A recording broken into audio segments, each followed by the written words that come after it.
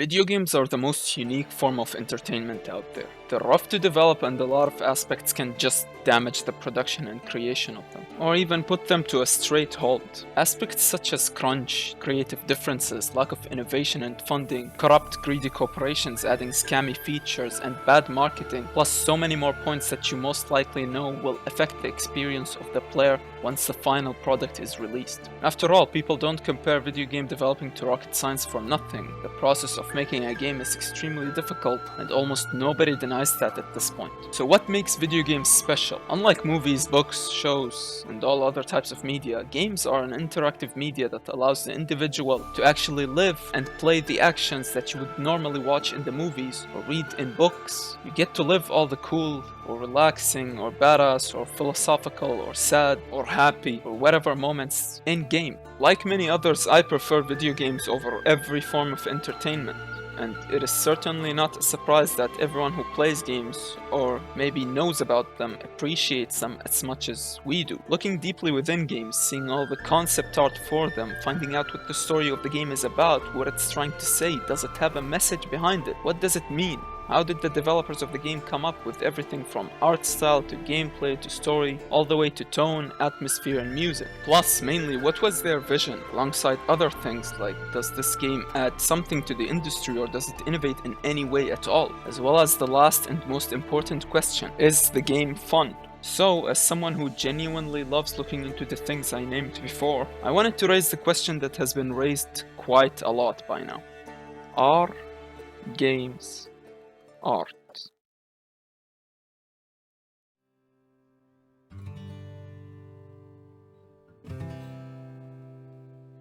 Will the circle be unbroken by and by, by and by? Is a better home awaiting in the sky, in the sky?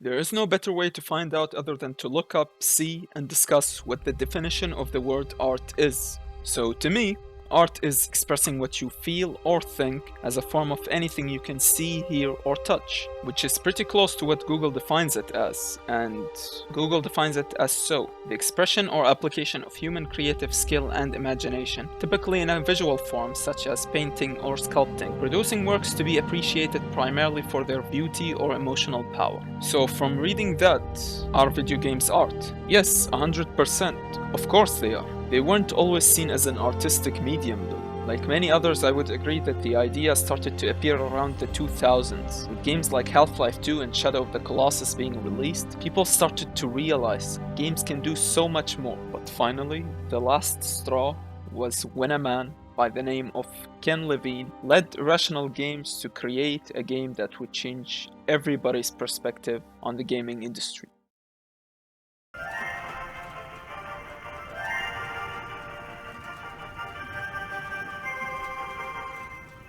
I am Andrew Ryan, and I'm here to ask you a question. Is a man not entitled to the sweat of his brow?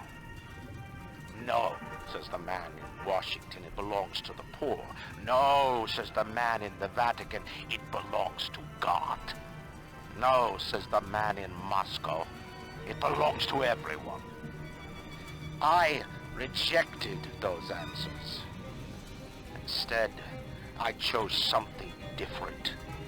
I chose the impossible. I chose rapture.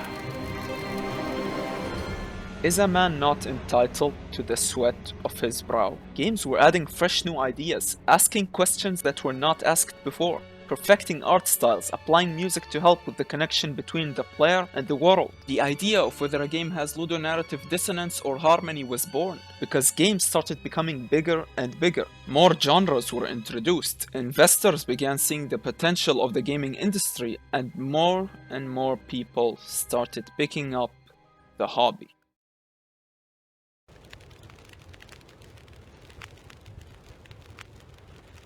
With all that cleared out, I still had one more thing I wanted to discuss before ending the video, which is, are all video games art? Well, it's hard to say really. While there are games that are clear pieces of art such as Bioshock, Dishonored, Red Dead Redemption 1 and 2, and many more titles, there are other titles that are hard to pick out whether they are art or not. You see, every person appreciates games differently, of course, and there are genres that don't necessarily need to be artistic in the first place for anyone to have fun with them and appreciate them. For example, sports games, or racing games, or simulators, or even realistic shooters. Or many examples that I won't be naming because I'm sure you got my point. To conclude this video, I will say this. Gaming as a whole is an art form, or a form of art. However, some and only some games will be entirely up to you whether you count them as such thing or you don't.